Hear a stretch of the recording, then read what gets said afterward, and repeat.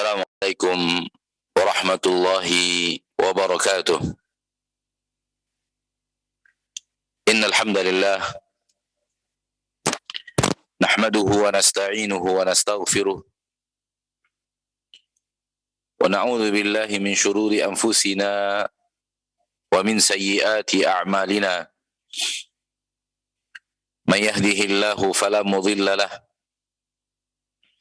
wa man yudlil fala hadiya lahu. Asyhadu an la ilaha illallah wahdahu la syarika lahu wa asyhadu anna Muhammadan abduhu wa rasuluh sallallahu alaihi wa ala alihi wa ashabihi wa man tabi'ahum bi ihsanin ila yaumiddin wa sallama tasliman katsira. Ya ayyuhalladzina amanu taqullaha haqqa tuqatih wa la tamutunna illa wa antum muslimun. Ya ayyuhan nasu taqu rabbakumul ladzi khalaqakum min nafsin wahidah wa khalaqa minha zawjaha wa batha minhuma rijalan katsiran wa nisaa'a wattaqullaha alladzi tasaaluna bihi wal arham innallaha kana 'alaikum raqiba. Ya ayyuhalladzina amanu taqullaha wa qulu qawlan sadida yuslih lakum a'malakum wa yaghfir lakum dhunubakum wa man yuti'illaha wa rasulahu faqad faza fawzan 'azima. Amma ba'du fa inna asdaqal hadithi kitabullah wa khairal hadi hadi Muhammadin sallallahu alaihi wasallam wa syarral umuri muhdatsatuha fa inna kulla muhdatsatin bid'ah wa kulla bid'atin dhalalah wa kulla dhalalatin finnar.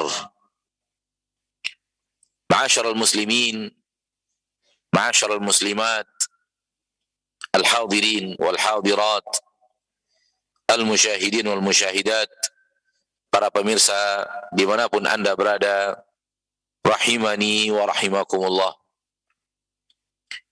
Mari kita bersyukur kepada Allah tabaraka wa ta'ala, Rabbul Izzati wal Jalalah wa Rabbul Jabaruti wal Malakuti wal Kibriyai wal Azamah, atas segala limpahan rahmat dan nikmat yang Allah tabaraka wa ta'ala curahkan kepada kita, yang senantiasa Allah tabaraka wa ta'ala berikan kepada kita. Sungguh hari demi hari yang kita lalui bergelimang dengan rahmat dan nikmat Allah yang tiada tara dan tiada terhingga, bergelimang dengan aneka ragam rahmat dan nikmat Allah yang tiada tara, yang sangat teramat banyak, sebagaimana yang Allah katakan dalam Al-Quran, wa in ta'uddu ni'matallahi la tuhsuha. Kalau kalian menghitung-hitung nikmat-nikmat Allah tabaraka wa ta'ala yang Allah berikan kepada kalian, la tuhsuha, niscaya kalian tidak akan sanggup untuk menghitungnya. Menunjukkan akan luar biasa banyaknya rahmat dan nikmat yang Allah tabaraka wa ta'ala berikan kepada kita.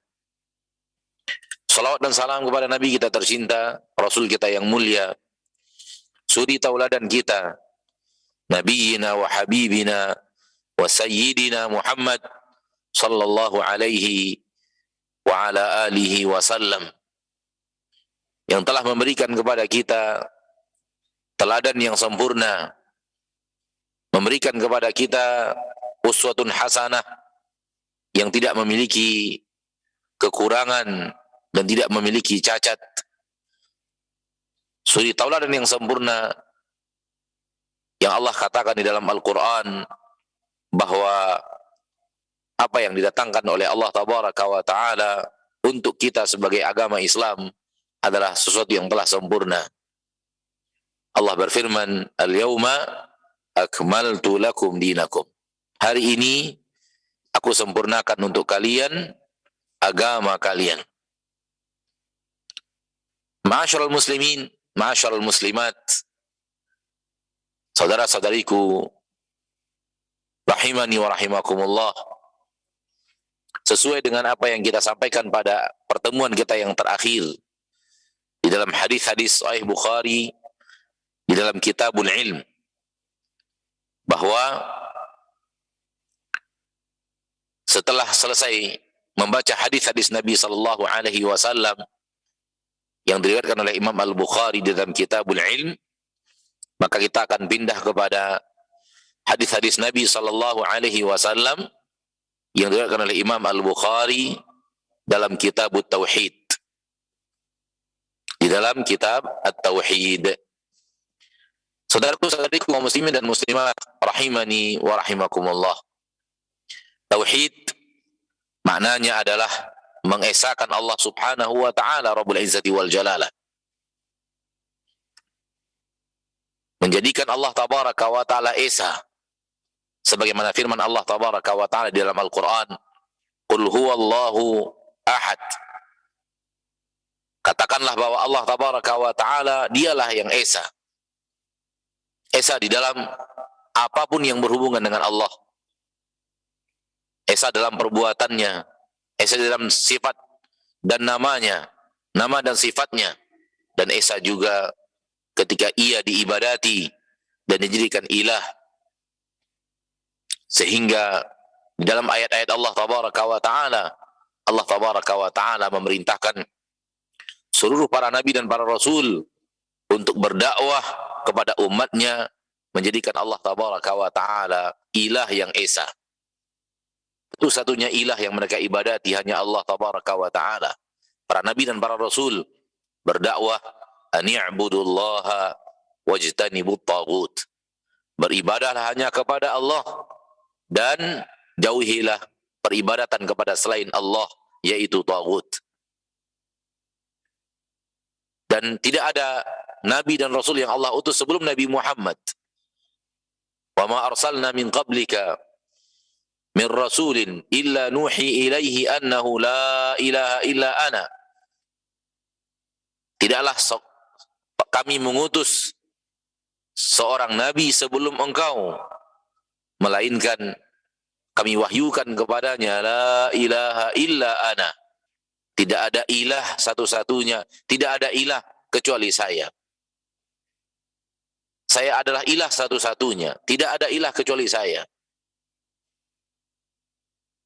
Ini menunjukkan bahwa agama para nabi dan para rasul adalah mengesahkan Allah tabaraka wa taala. Ini secara makna daripada tauhid.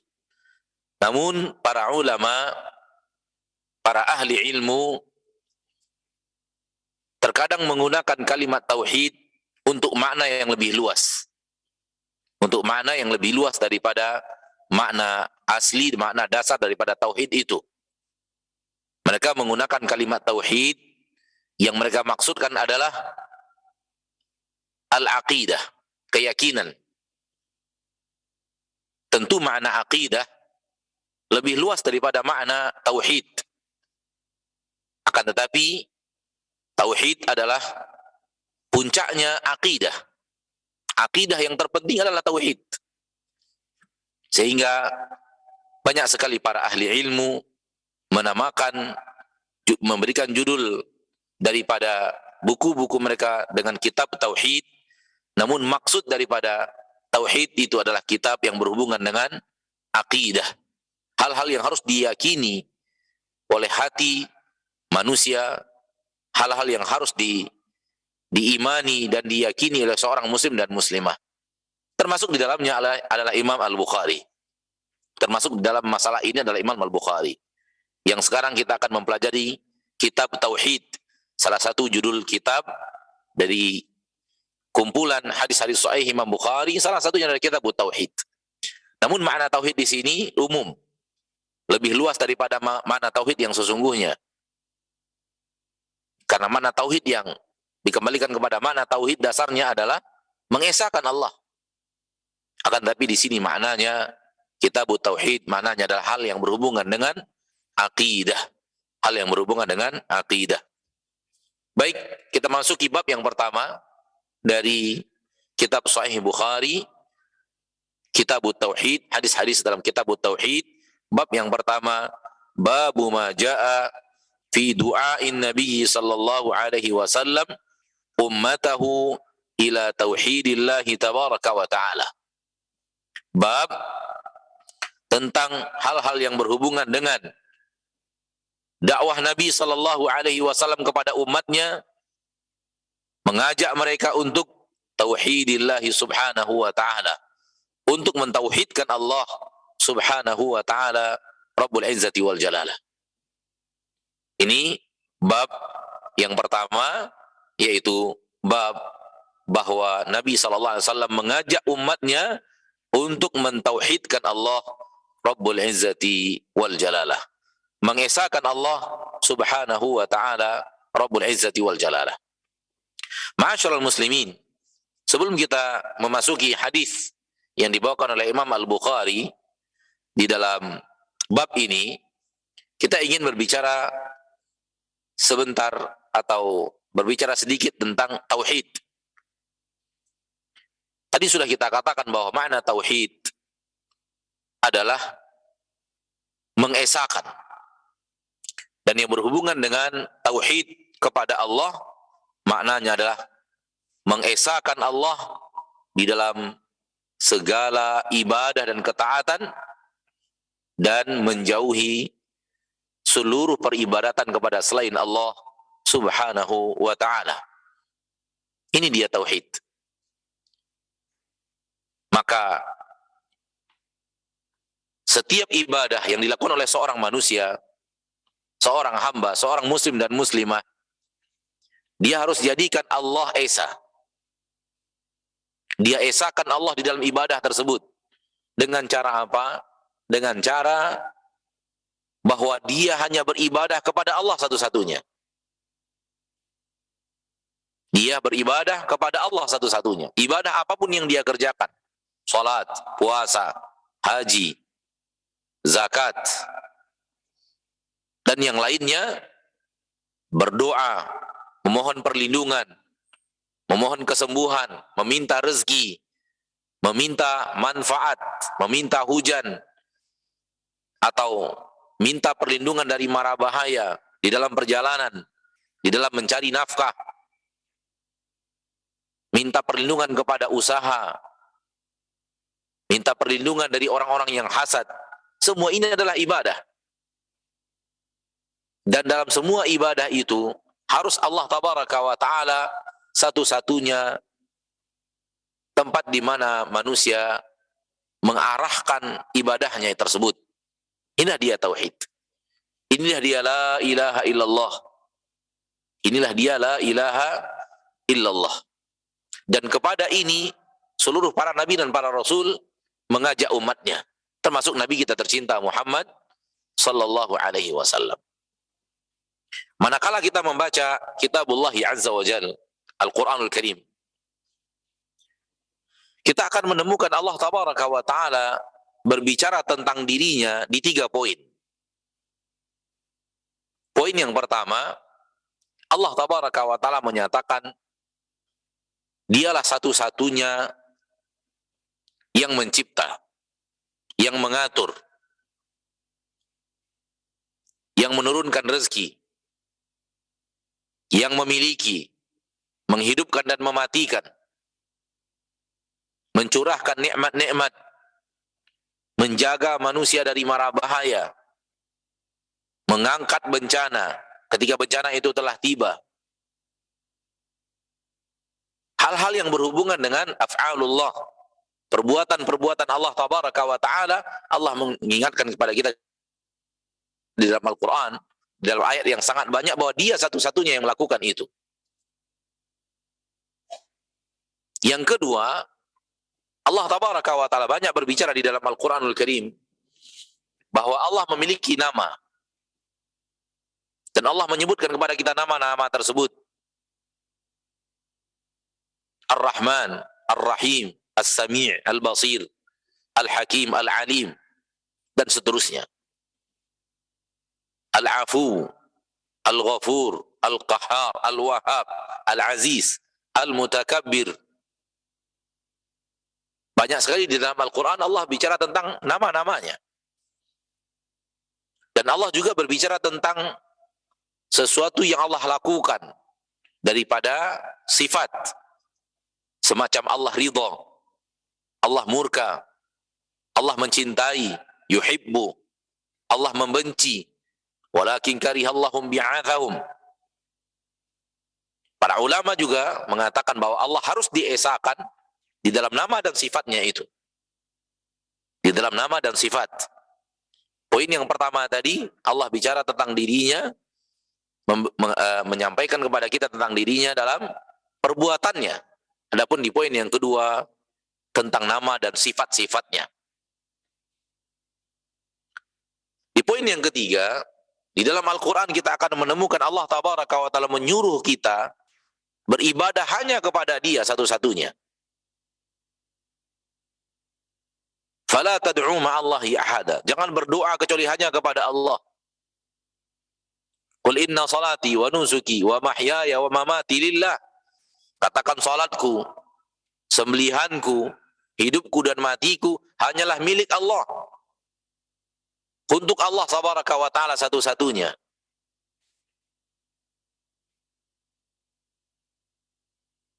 Wala usyriku bihi ahada. Dan aku tidak akan menyekutukan Allah dengan sesuatu apapun. Allah Tabaraka wa Ta'ala memerintahkan kita berdoa hanya kepada Allah. Dengan mengatakan, Qulid'ullah. Berdoalah hanya kepada Allah. Allah Tabaraka wa Ta'ala juga mengatakan, Idza da'ani. Allah mengatakan, Ud'u rabbakum. Berdoalah kepada Rabb kalian. Perintah untuk mengesahkan Allah di dalam permintaan dan doa. Dan poin yang ketiga adalah mengesahkan Allah di dalam setiap amal ibadah yang kita kerjakan. Dan inilah dia 3 hal terpenting dari ayat-ayat Allah di dalam Al-Quran tentang bagaimana kita mengesahkan Allah dan mentauhidkan Allah. Mentauhidkan Allah di dalam perbuatan-perbuatan Allah, di dalam apa yang Allah lakukan dan Allah kerjakan. Mentauhidkan Allah di dalam nama dan sifatnya, dan mentauhidkan Allah Tabaraka wa Ta'ala di dalam peribadatan kita kepadanya. Dan yang inti daripada segalanya adalah yang ketiga. Inti daripada segalanya adalah la ilaha illallah, menjadikan Allah Tabaraka wa Ta'ala esa satu-satunya. Nah, kita bacakan hadisnya.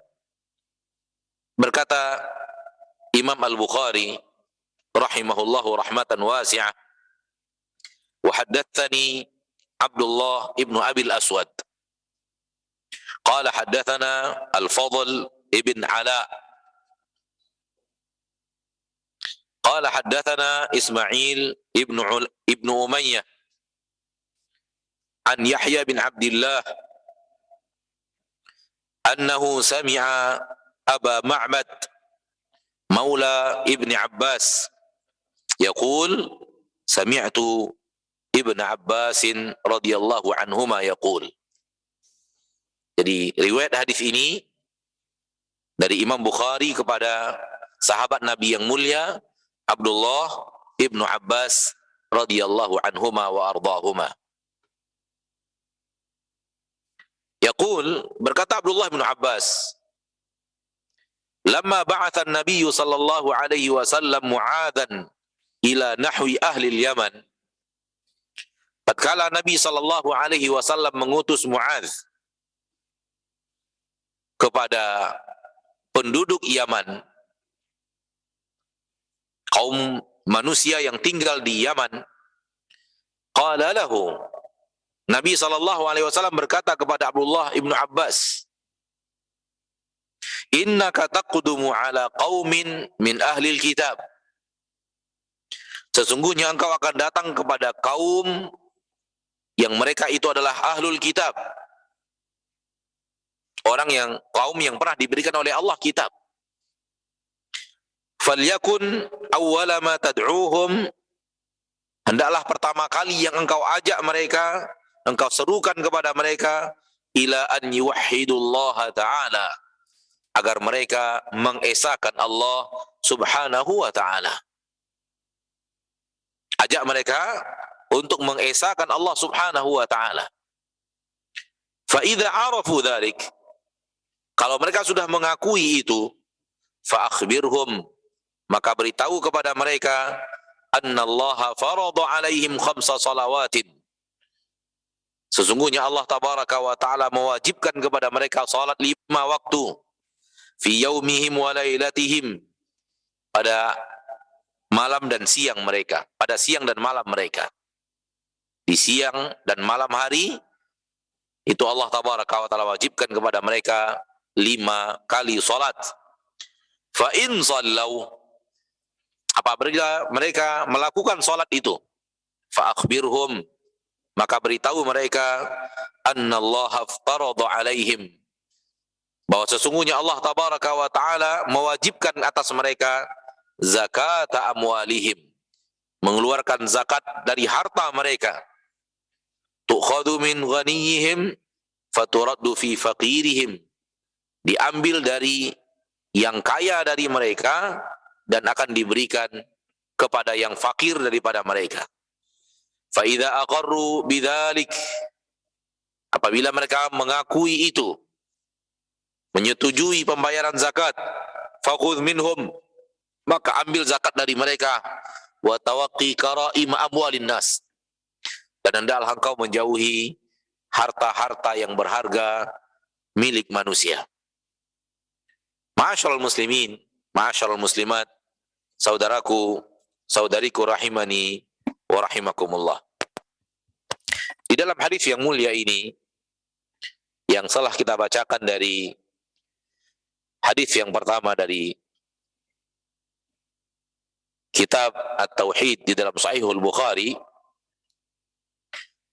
terdapat di dalamnya bahwa Nabi sallallahu alaihi wasallam mengutus Muadz ibnu Jabal radhiyallahu taala anhu untuk berdakwah. Rasulullah SAW mengutus Muadz bin Jabal untuk berdakwah ke Yaman. Dan di Yaman itu hidup ahlul kitab, kaum Yahudi, dan itu yang mayoritas, dan kaum Nasrani, walau mereka tidak mayoritas. Namun mayoritas yang hidup atau yang berdomisili di Yaman ketika itu mayoritasnya adalah kaum al-Yahud, dan kaum Yahud adalah ahlul kitab, sebagaimana kaum Nasara adalah ahlul kitab.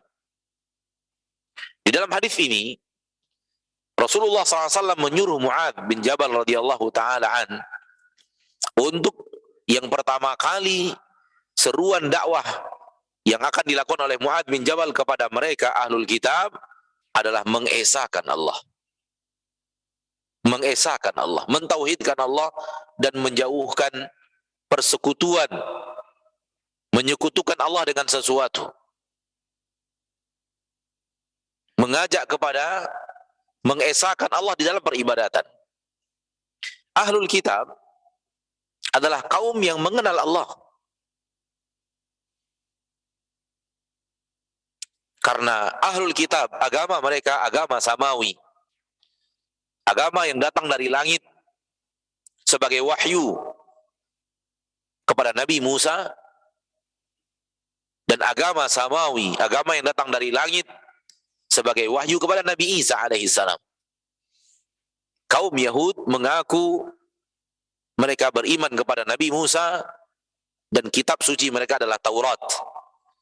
Dan kaum Nasara mengaku bahwa mereka adalah pengikut dari Nabi Isa, dan mereka mengaku beriman kepada kitab tersebut, yaitu kitab Injil. Akan tetapi disebabkan Allah tabaraka wa ta'ala tidak menjaga, tidak menjamin penjagaan, tidak menjanjikan penjagaan terhadap kitab Taurat dan kitab Injil, sehingga terjadi perubahan. Ulama-ulama Yahud dan ulama-ulama Nasara melakukan perubahan di dalam kitab Taurat dan kitab Injil, sehingga agama itu berubah. Sehingga agama yang murni yang dibawa oleh Nabi Musa alaihissalam tidak lagi sama dengan agama yang diamalkan oleh kaum Yahudi. Dan hal yang sama kepada Injil, kepada Nabi Isa. Agama yang sebenarnya dibawa oleh Nabi Isa alaihissalam tidak lagi sama dengan agama yang diamalkan oleh orang Nasara, walaupun mereka mengaku pengikut Nabi Isa. Namun sungguh pun demikian, asal daripada agama tersebut datangnya dari wahyu yang Allah wahyukan kepada Nabi Musa dan Allah wahyukan kepada Nabi Isa. Ini yang kita sebut dengan agama langit, sehingga mereka disebut ahlul kitab, kaum yang telah diberikan kepada mereka kitab. Dan kitab Taurat, kitab Injil, terjadi perubahan-perubahan di dalamnya. Tidak lagi suci, tidak lagi murni. Sebagaimana yang Allah katakan di dalam Al-Quran bahwa mereka merubah-rubah kitab. Yuharrifuna al-kalima an mawadhi'i. Mereka melakukan perubahan-perubahan kalimat-kalimat Allah yang ada di dalam kitab-kitab tersebut dari tempat-tempatnya. Ada yang ditambahkan, ada yang dikurangkan, sehingga terjadi perubahan dahsyat dari agama sesungguhnya, yaitu agama Nabi Musa dan agama Nabi Isa. Adapun agama Nabi Musa dan Nabi Isa sama dengan agama Nabi Muhammad sallallahu alaihi wasallam. Sama-sama Islam yang Allah wahyukan kepada Nabi Muhammad SAW, itulah yang Allah wahyukan kepada Nabi Musa dan Nabi Isa alaihi salam. Ala kulli hal, mereka lah penduduk Yaman. Dan mereka kenal kepada Allah. Kenapa mereka kenal kepada Allah? Karena mereka pengikut para nabi. Namun dengan agama yang sudah berubah-ubah. Akan tetapi mereka masih mengenal Allah. Maka mereka masih mengakui Allah. Mereka masih beribadah kepada Allah. Namun bedanya, mereka melakukannya dengan kesyirikan. Mereka melakukan dengan penyekutuan. Tidak lagi mengesahkan Allah di dalam peribadatan. Oleh karena itu, Nabi SAW memerintahkan Mu'adz bin Jabal radhiyallahu taala anhu ardah, yang pertama kali engkau dakwahkan kepada mereka, ajak mereka untuk mengibadati Allah satu-satunya saja. Esahkan Allah. Jadikan Allah satu-satunya yang diibadati, bukan Isa, bukan ibunya Isa, bukan Ruhul Qudus, bukannya Uzair.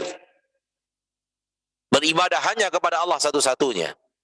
Menjauhkan seluruh penyekutuan sesuatu apapun dengan Allah tabaraka wa ta'ala Rabbul Izzati wal Jalalah. Inilah yang dijadikan oleh Imam Al-Bukhari rahimahullah judul bab, bahwa Nabi SAW mengajak umatnya untuk bertauhid, mengesahkan Allah subhanahu wa ta'ala. Baik, di dalam hadis ini tidak ada dakwah Nabi SAW yang mengajak umatnya kepada tauhid. Yang ada adalah Nabi menyuruh Mu'adz radhiyallahu taala anhu untuk berdakwah kepada tauhid. Dan Mu'adz bin Jabal penyampai dari Rasul, penyampai dakwah Rasul sallallahu alaihi wasallam.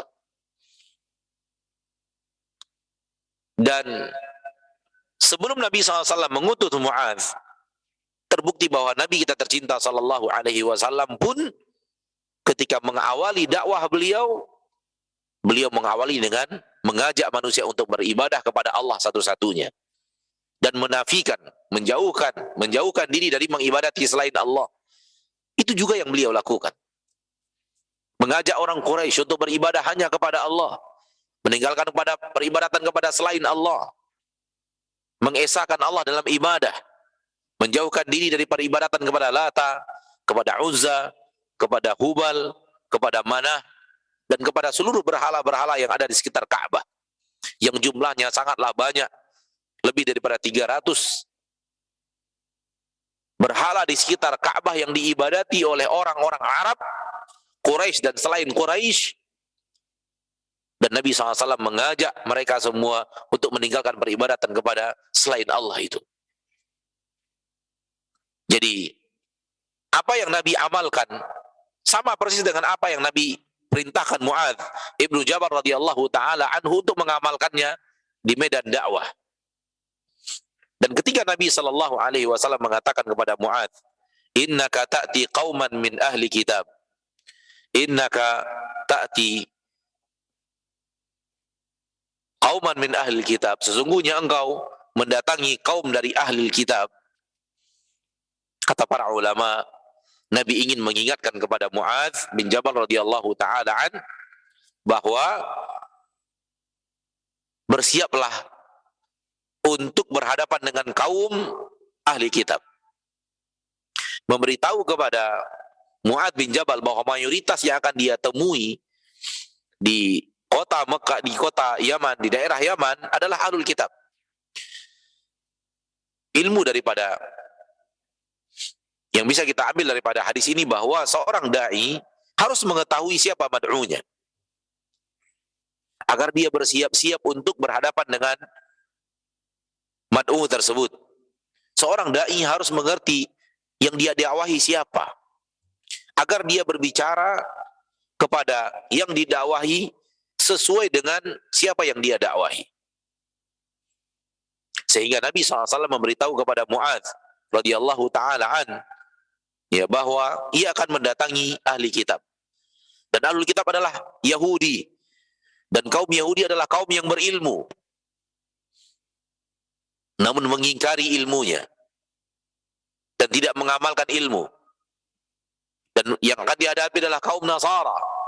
Dan kaum Nasara adalah orang yang rajin beramal, akan tapi tidak beramal di atas ilmu yang benar.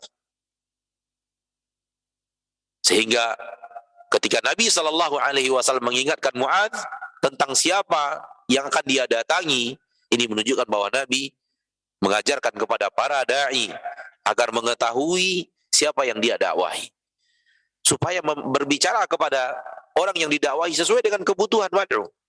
Dakwah itu adalah menyampaikan kepada yang didakwahi apa yang mereka butuhkan dari agama Allah yang hak. Sekiranya harus mengajak mereka pada sebuah amalan, mengajak kepada amalan yang cocok dengan yang orang-orang yang didakwahi. Sekiranya melarang mereka dari pekerjaan-pekerjaan yang tidak diridhoi dan tidak dicintai oleh Allah Ta'ala, maka pun demikian. Yaitu yang dinahi mungkar juga cocok dengan kaum yang sedang didakwahi. Maka mengetahui kondisi mad'u adalah bahagian daripada hal yang harus diketahui oleh seorang yang berdakwah ke jalan Allah Subhanahu wa ta'ala. Nah, kemudian Nabi SAW mengatakan kepada Mu'adz bin Jabal radhiyallahu ta'ala anhu wa ardahu, fa idza arafu dzalik, apabila mereka mengakui itu, yaitu mereka telah mau menerima la ilaha illallah, beribadah hanya kepada Allah satu-satunya, menjauhkan peribadatan kepada selain Allah, menerima la ilaha illallah, dan menerima tentu dengan mengucapkannya juga, tidak hanya menerima di dalam hati kemudian lisan tidak mau mengucapkan, menerima juga mengamalkan. Karena menerima tidak hanya sekedar ya hati meyakini, kemudian lisan mengucapkan, dan amalan bertolak belakang dengan amalan tersebut, tidak mungkin. Harus juga amalan ikut sesuai dengan apa yang dia ucapkan dengan lisannya dan dia yakini dengan hatinya. Maka tauhid harus berada di hati sebagai keyakinan, dan harus berada di lisan sebagai hal yang harus diucapkan, dan harus ada di dalam amalan anggota tubuh dalam bentuk pengamalan. Apabila itu telah mereka lakukan, kata Nabi SAW, maka Nabi SAW mengatakan kepada Mu'adz bin Jabal, fa'akhbirhum, beritahu mereka, anna Allah farada alaihim 5 salawatin fi yaumihim wa lailihim, bahwa Allah tabaraka wa ta'ala mewajibkan kepada mereka 5 kali salat pada setiap siang dan malam mereka. Siang dan malam, malam dan siang ada 5 salat. Sebagaimana yang kita ketahui kewajiban salat ya 5 waktu, yaitu salat subuh, salat zuhur, al-asr, al-maghrib dan isya. Beritahu mereka bahwa Allah mewajibkan itu. Mewajibkan mereka untuk ruku dan sujud kepada Rabb mereka 5 kali dalam sehari dan semalam. Fa idza sallau, apabila mereka menerima itu dan melakukan salat, fa akhbirhum, beritahu mereka, annallaha aftarada alaihim zakata amwalihim, Allah juga wajibkan kepada mereka untuk mengeluarkan zakat dari harta mereka. Allah mewajibkan zakat bagi orang-orang yang memiliki harta, bagi orang-orang yang memiliki kekayaan. Allah wajibkan kepada mereka zakat, tu'khadhu min ghaniyihim, yang akan diambil dari orang-orang kaya dari mereka, fa turaddu fi ala faqirihim, dan akan dikembalikan kepada kaum fakir daripada mereka. Siapa orang yang kaya di dalam pandangan syariat? Di dalam pandangan syariat, orang yang kaya adalah orang yang telah memiliki nisab harta zakat dan bertahan nisab tersebut selama 1 tahun dan tidak berkurang dari kepemilikannya. Ini orang kaya dalam batasan syariat. 85 gram emas atau harta senilai itu dari pengganti emas dan perak, yaitu harta-harta mata uang sekarang, manakala telah mencapai 85 gram emas dan bertahan selama 1 tahun tidak pernah kurang kepemilikan seseorang dalam hartanya dari 85 gram emas, maka di dalam agama kita dia dihitung orang kaya yang wajib untuk mengeluarkan zakat.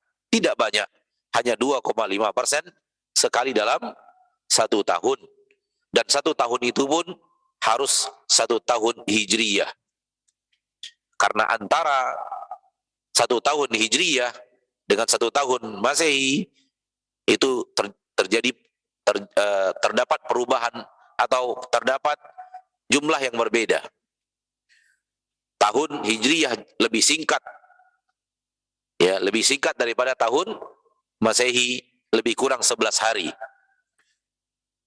Sehingga ketika Nabi SAW berbicara 1 tahun, maka 1 tahun yang beliau maksud adalah 1 tahunnya hijriyah, bukan 1 tahunnya masehi. Fa idza aqarru bidzalik, kalau mereka mengakui itu, mau untuk diambil harta mereka untuk dikeluarkan zakatnya, fakhudh minhum, ambil harta itu dari mereka, wa tawaqi karaima amwalin nas, namun jauhi harta-harta mulia. Maksud jauhi harta mulia apa? Maksud daripada jauhi harta mulia itu adalah ketika mengambil zakat dari mereka, jangan ambil harta yang sangat mereka sukai, namun ambil harta pertengahan yang mereka miliki. Ada harta manusia, ada harta yang dia sukai, dia inginkan untuk dia simpan, dia inginkan untuk dia miliki, jangan itu diambil. Karena agama Allah tidak ingin menyusahkan manusia. Atau zakat yang akan dia keluarkan adalah zakat dalam bentuk hewan-hewan ternak. Ada sebagian hewan yang sangat diinginkan dan sangat ingin dimiliki oleh orang tersebut, jangan itu yang diambil. Ambil dari hewan ternak yang di bawah itu. Jadi ketika mengeluarkan harta zakat, sunnahnya adalah tidak diambil dari manusia hartanya yang mereka inginkan, yang mereka anggap harta-harta mulia mereka, dan juga tidak harta-harta yang sangat rendah, tapi diambil dari pertengahan harta. Sekiranya hewan ternak tidaklah yang sangat mahal, tidak pula yang murah, sangat murah, tapi diambil dari yang hewan-hewan pertengahan. Wallahu ta'ala a'lam. Ini yang dimaksud oleh Nabi SAW, bahwa hendaklah engkau menjauhi harta-harta mulia manusia, yaitu jangan diambil dari harta-harta berharga mereka, namun diambil daripada harta-harta pertengahan. Ma'asyiral muslimin, ma'asyiral muslimat, terlihat di dalam hadis yang mulia ini bahwa Nabi SAW memerintahkan Mu'adz bin Jabal untuk pertama kali dakwah mengajak manusia kepada tauhid. Ini menunjukkan pentingnya tauhid. Karena tauhid itulah tiang agama Allah. Tauhid itulah tiang ibadah setiap insan. Nabi SAW awal dakwahnya kepada tauhid dan memerintahkan Mu'adz bin Jabal berdakwah kepada tauhid. Dan Nabi SAW di kota Mekah mayoritas dakwah beliau kepada tauhid. Mayoritasnya kepada tauhid. Dan di kota Madinah Nabi tidak berhenti daripada mendakwahkan tauhid.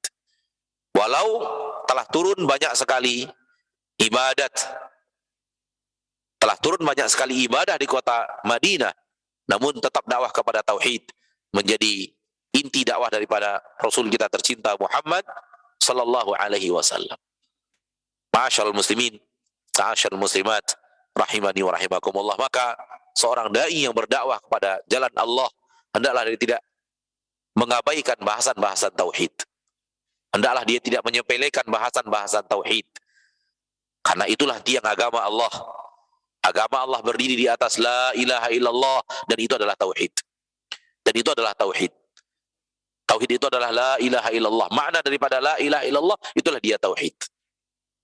Maka ikhwani fiddin wa akhwati fiddin rahimani wa rahimakumullah, siapapun dai yang menjauhi bahasan-bahasan tauhid, sungguh dia telah ab'adan naj'ah, sudah terlalu jauh dari jalan yang benar. Ya. Di dalam dakwahnya dia abaikan, bahkan dia sepelekan masalah-masalah tauhid. Bahkan sebahagian kaum muslimin merasa membahas masalah-masalah tauhid itu akan memecah belah saja, sehingga mereka menjauhi pembicaraan tentang tauhid. Ini hal yang sangat keliru. Bagaimana mungkin hal yang menjadi fokus utama Nabi Anda dan fokus utama delegasi-delegasi Islam yang akan mengajarkan Islam kepada manusia, lalu kemudian Anda abaikan, Anda sepelekan, Anda tidak peduli dengannya, bahkan na'udzubillah sampai Anda menyepelekan dan mengatakan bahwa bahasan-bahasan tauhid hanya akan memecah belah umat. Justru tauhidlah yang mempersatu manusia. Justru dengan tauhidlah agama Nabi SAW berdiri. Justru dengan tauhidlah para sahabat berdakwah. Justru dengan tauhidlah khilafah Islamiyah yang dibangun oleh Nabi SAW berdiri. Pondasinya adalah tauhid.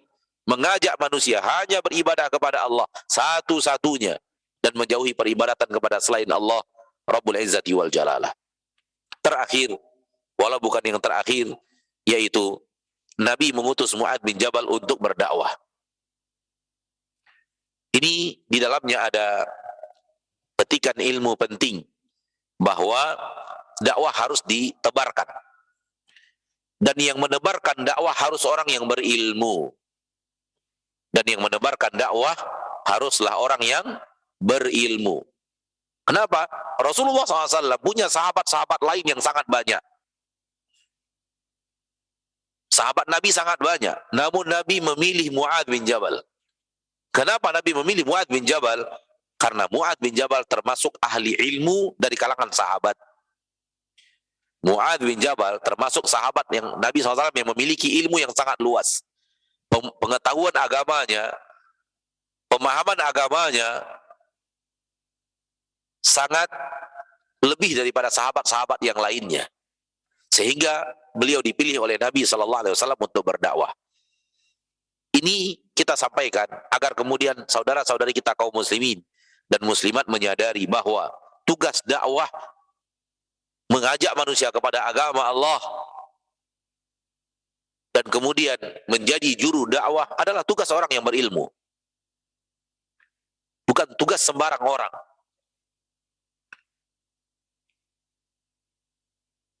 Di zaman kita sekarang ini, sebagian kaum muslimin yang baru kemarin taubat sudah berdakwah, sudah duduk di podium memberikan pelajaran-pelajaran agama. Ini batil. Ini hal yang sangat keliru. Ya.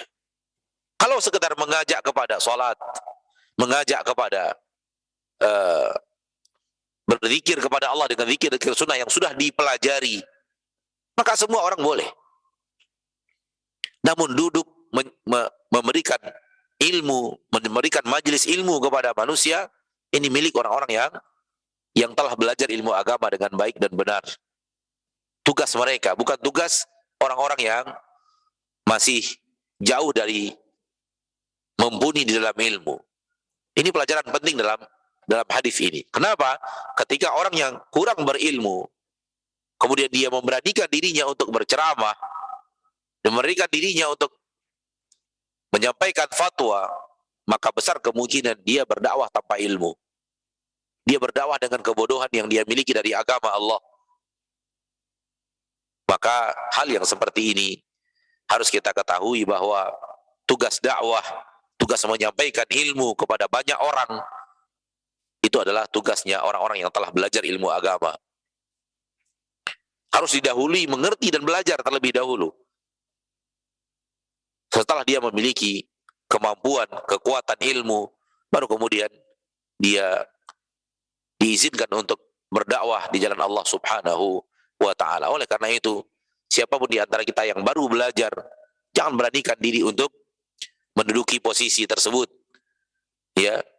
Akan tetapi, tugas kita kalau baru belajar agama adalah dengarkan dari para dai yang telah mengajarkan ilmu agama dan sampaikan kepada orang-orang di sekitar kita. Mengamalkan hadis Nabi SAW, liyuballighi syahid minkumul ghaib. Adapun juru dakwah seperti yang dilakukan oleh Nabi SAW kepada Mu'adz ibnu Jabal, hal yang seperti hanya untuk orang-orang yang memiliki kafaah ilmiah, kemampuan ilmu agama yang baik.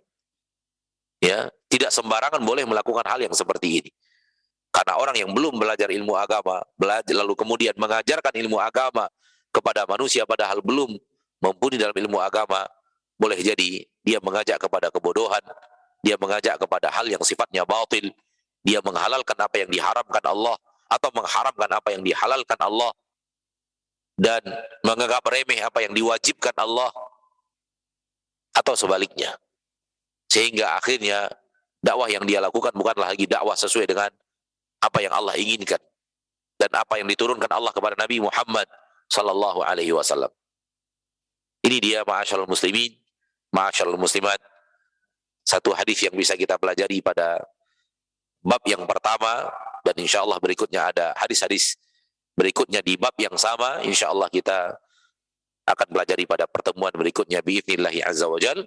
Secara materi kita cukup sampai di sini, dan semoga Allah tabaraka wa taala ul izzati wal jalalah memberikan kepada kita ilmu yang bermanfaat dan amal yang diterima.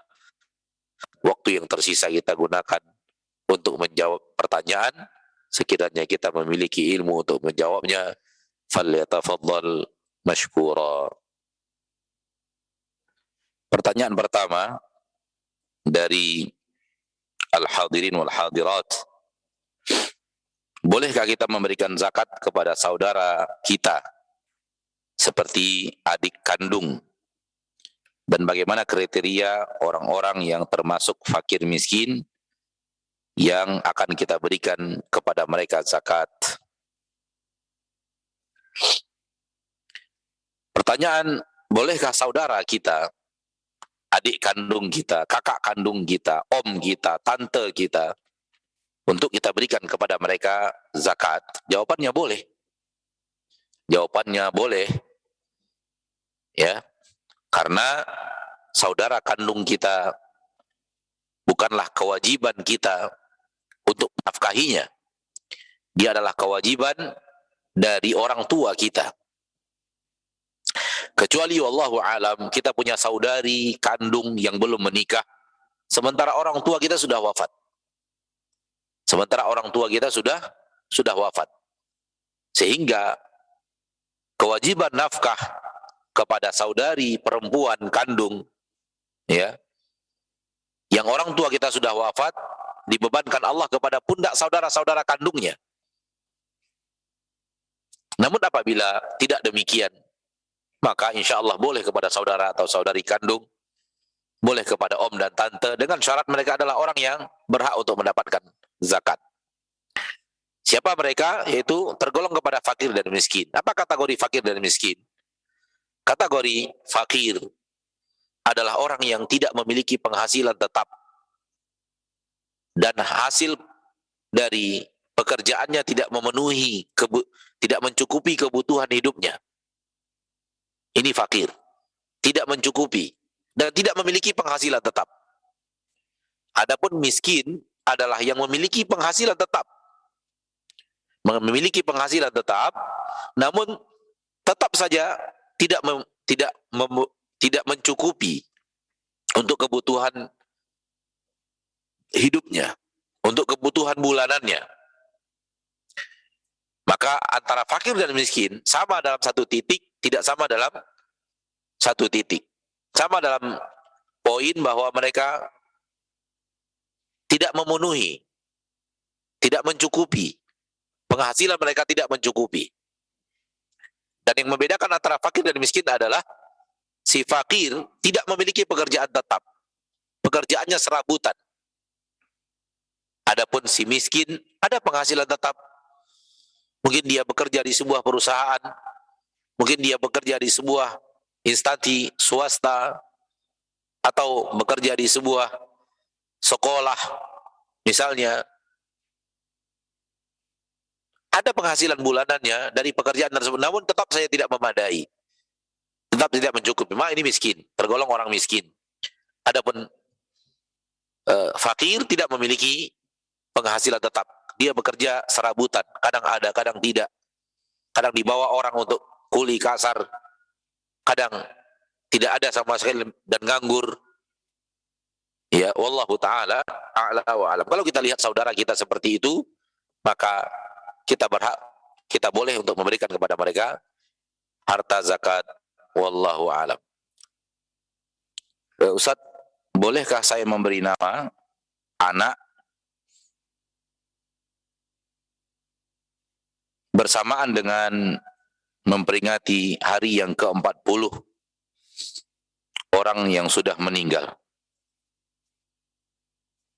Untuk apa dikait-kaitkan? Untuk apa dikait-kaitkan memberi nama anak bersertaan dengan acara memperingati 40 hari orang yang sudah meninggal dunia? Apa hubungannya? Sesuatu yang tidak terkait sama sekali. Memberi nama anak disunnahkan pada hari yang ke-7. Adapun acara memperingati hari 40 hari kematian seseorang, maka ini tidak ada di dalam sunnah Nabi kita tercinta sallallahu alaihi wasallam. Ini tidak ada di dalam sunnah Nabi sallallahu alaihi wasallam. Sehingga tidak perlu harus menunggu 40 hari atau peringatan-peringatan apapun untuk dijadikan sebagai waktu yang tepat untuk memberi nama seorang anak. Berikan pada waktu yang telah disunnahkan kita untuk memberinya, yaitu di hari yang ke-7 dia diakikahkan, kemudian digundul kepalanya dan diberi nama. Wallahu ta'ala a'la wa alam. Nah, baik, terima kasih banyak atas waktu yang telah diberikan untuk kami. Dan tadi ada pertanyaan Ustadz dari penanya, dari Bapak Muhammad. Beliau bertanya, beliau pernah menyimak satu ceramah seorang Ustadz bahwa zakat tidak perlu dengan nisab. Bagaimana dengan pendapat hal ini Ustadz? Apakah dibenarkan? Nah, silakan Ustadz. Ini adalah pendapat yang tidak benar. Zakat tidak perlu pakai nisab adalah sesuatu pendapat yang sangat batil. Nabi SAW menentukan nisab-nisab zakat. Dan ketentuan nisab-nisab zakat datangnya dari Allah Tabaraka wa Ta'ala Rabbul Izzati wal Jalalah. Dan itu ada hadis-hadis yang sangat lengkap dalam masalah itu. Ketentuan nisab-nisab zakat. Agama kita bukan agama serampangan. Agama kita bukan agama asal diamalkan. Agama kita memiliki aturan, memiliki takaran, dan mengeluarkan zakat, melakukan kewajiban kepada Allah. Dan melakukan kewajiban kepada Allah ada aturannya yang Allah Tabaraka wa Ta'ala turunkan. Maka ikuti aturan yang Allah turunkan. Dan jangan berbuat sesuai dengan apa yang kita mau. Beragama bukan apa maunya kita, tapi melakukan apa maunya Allah Subhanahu wa Ta'ala Rabbul Izzati wal Jalalah. Pahami dengan baik saudaraku, saudariku, kaum muslimin dan muslimat. Bahwa beragama ini bukan melakukan apa maunya kita. Oh, saya mau bayar zakat, terserah saya. Saya melakukan sholat apa saja terserah saya. Saya mau puasa, terserah saya. Tidak bisa terserah kita. Beragama itu melakukan apa maunya Allah. Apa yang diinginkan Allah untuk kita kerjakan. Oleh karena itu, berhubungan dengan masalah zakat, Allah telah tentukan, Rasulullah SAW telah tentukan nisab-nisabnya. Maka harus mengikuti ketentuan nisab tersebut. Dan Rasulullah SAW ketika menyampaikannya, ia mendapatkan dari Allah, dari wahyu yang Allah berikan kepada beliau sallallahu alaihi wasallam. Maka tidak benar ketika keluarkan zakat, yang penting niat keluarkan zakat, keluarkan saja, tidak pakai takaran. Agama kita, agama yang memiliki aturan dan diamalkan sesuai dengan aturan tersebut. Dan kita sebagai seorang manusia, kalau kita punya sebuah perusahaan, tidak akan mau kita karyawan kita berbuat sesuka dia. Menurut dia, apa yang dia inginkan maka dia kerjakan. Kita tetap ingin karyawan kita melakukan sesuatu sesuai dengan standarisasi pekerjaan. Kalau itu manusia saja sudah demikian, akankah kita serampangan dalam agama Allah? Akankah kita sembarangan dalam mengamalkan agama Allah? Terserah saya, yang penting saya keluarkan zakat. Tidak bisa demikian, saudaraku, saudariku kaum muslimin dan muslimat. Dan ini adalah sebuah kesalahan yang fatal, yaitu beragama terserah mereka. Lalu bagaimana kalau orang sholat terserah dia pula? Yang penting dia sholat. Dia dahulukan sujud baru ruku'.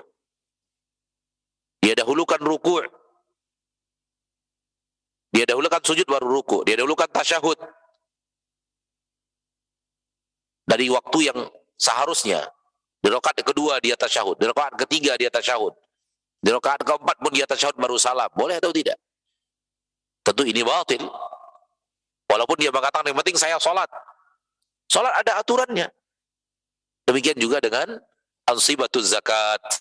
Nisab-nisab zakat juga ada ketentuan yang telah Allah atur. Maka berbuatlah sesuai dengan apa yang diperintahkan Allah subhanahu wa ta'ala. Pertanyaan berikutnya dari kaum muslimin yang hadir.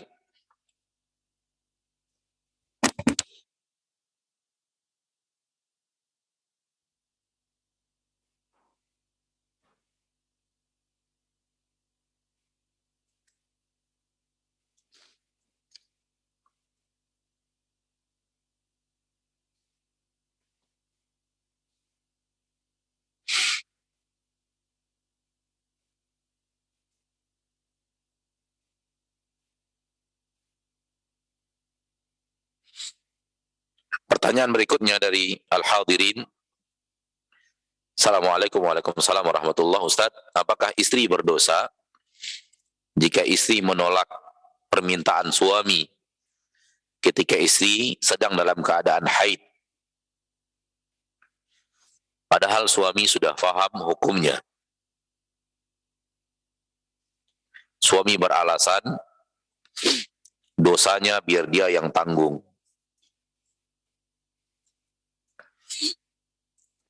Permintaan suami kepada istrinya di saat istrinya dalam keadaan haid adalah maksiat.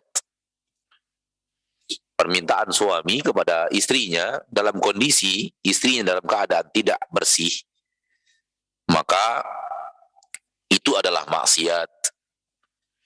Dan kalau itu terjadi, maka berlaku sabda Nabi SAW, la ta'ata li makhluqin fi ma'siyatil khaliq.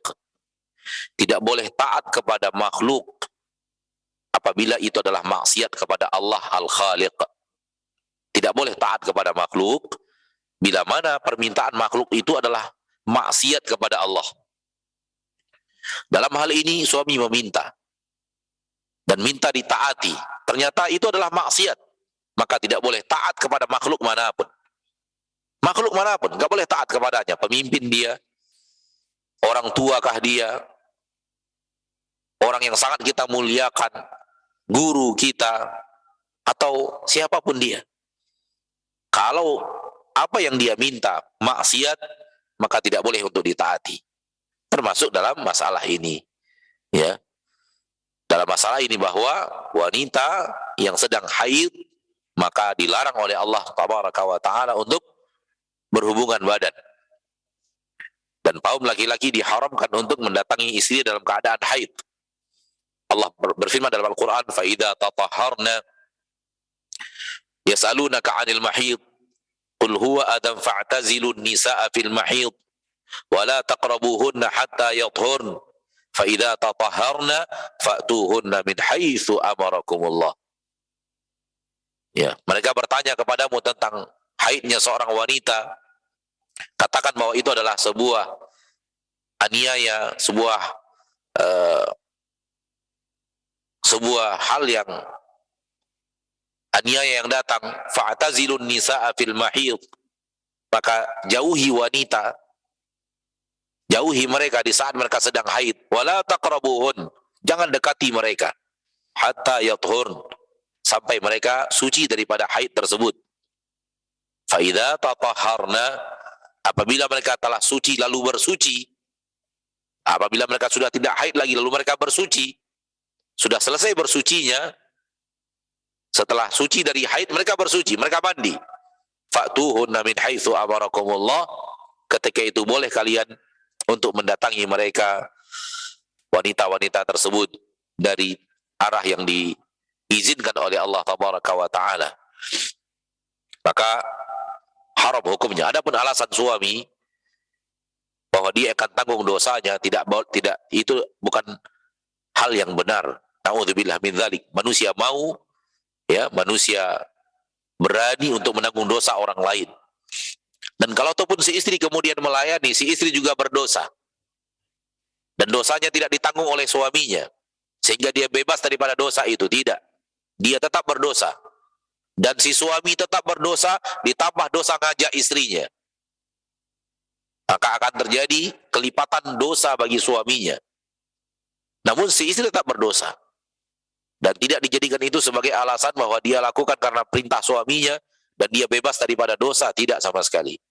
Wallahu ta'ala a'la wa a'lam bissawab. Nah, baik.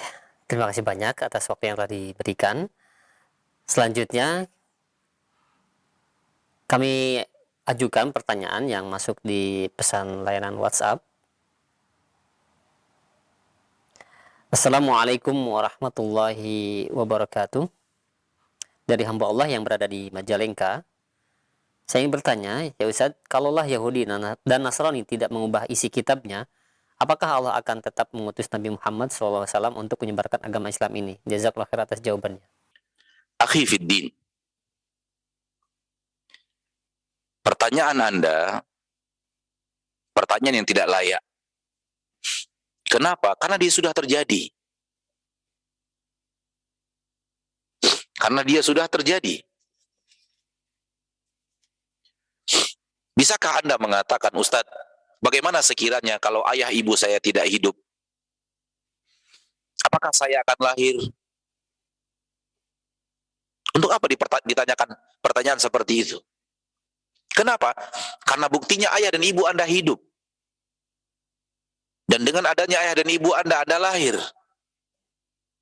Bisakah Anda kemudian bertanya kepada diri Anda, sekiranya ayah dan ibu saya tidak lahir, tidak hidup Ustadz, bisakah saya lahir?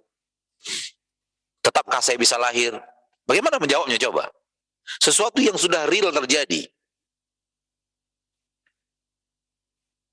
Suatu hari Anda berada di siang hari, jam 12 siang. Dan Anda kepanasan. Karena sinar matahari yang sangat menyengat. Lalu Anda bertanya, apa sekiranya tadi siang, tadi pagi matahari tidak terbit, apakah sekarang ini saya kepanasan? Apa fungsi daripada pertanyaan ini, subhanallah? Sesuatu yang sudah real terjadi, bahwa kaum Yahudi merubah-rubah. Kaum Nabi Isa merubah-rubah. Kemudian Allah mengutus Nabi Muhammad SAW dan berjanji untuk menjaga kitab Al-Quran dan menjaga agama Nabi Muhammad SAW sampai akhir zaman, sehingga tidak bisa dirubah-rubah manusia. Sesuatu yang telah terjadi, jangan lagi katakan sekiranya tidak terjadi, sekiranya. Ini adalah salah satu daripada jalannya syaitan, sebagaimana dikatakan oleh Nabi SAW, Ya, jangan katakan sekiranya, seandainya begini, maka akan begini, karena itu akan membuka pintu syaitan, kata Nabi SAW. Oleh karena itu, pertanyaan seperti ini diharapkan ya kaum muslimin dan muslimat mengerti bahwa pertanyaan seperti ini seperti yang saya katakan tadi, tidak pantas untuk ditanyakan, tidak layak, mohon maaf kepada yang bertanya, karena Anda bertanya sesuatu yang sudah terjadi. Lalu Anda bertanya sekiranya tidak terjadi. Wallahu ta'ala alam. Satu pertanyaan lagi, kita bacakan dari pertanyaan hadirin yang hadir pada kesempatan yang berbahagia ini.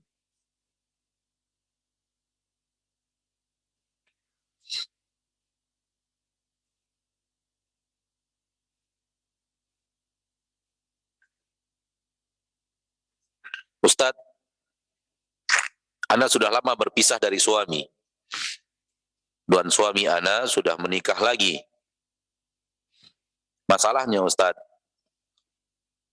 mantan suami, kalau anak-anak ikut dia, beliau tidak mau bertanggung jawab dengan anak. Dari kecil anak-anak yang bungsu ikut anak. Dan sekarang anak-anak sudah besar. Anak tak mampu untuk melanjutkan pendidikannya. Sekarang anak-anak diambil ayahnya dan disekolahkan di sekolah-sekolah umum. Anak takut anak-anak terkena syubhat. Apa yang harus Anda lakukan, Ustadz? Wallahu ta'ala alam, ya. Ini urusan rumah tangga yang sebenarnya harus ditanyakan kepada orang yang mengerti detail kejadian. Namun secara umum kita menjawab bahwa sekiranya kita tidak mampu menafkahi dan semacamnya, dan tidak mampu memberikan biaya pendidikan di sekolah-sekolah umum pada anak kita, boleh jadi kita masukkan kepada sekolah-sekolah yang memang mendidik agama saja.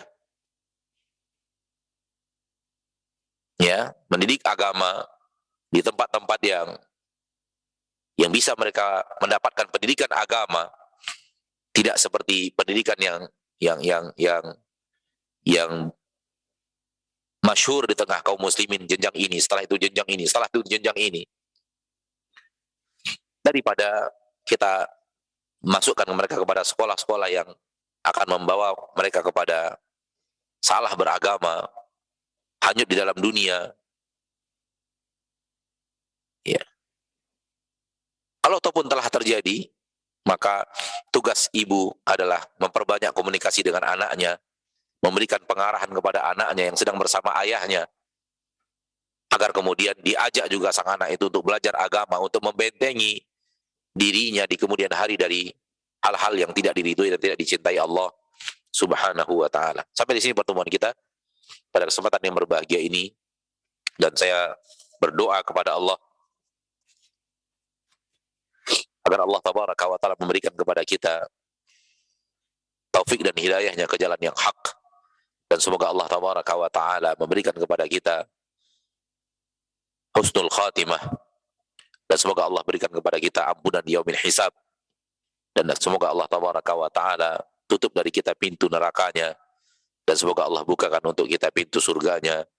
Kita akhiri, subhanakallahumma wa bihamdik, asyhadu an la ilaha illa anta, astaghfiruka wa atubu ilaik. Wassalamualaikum warahmatullahi wabarakatuh.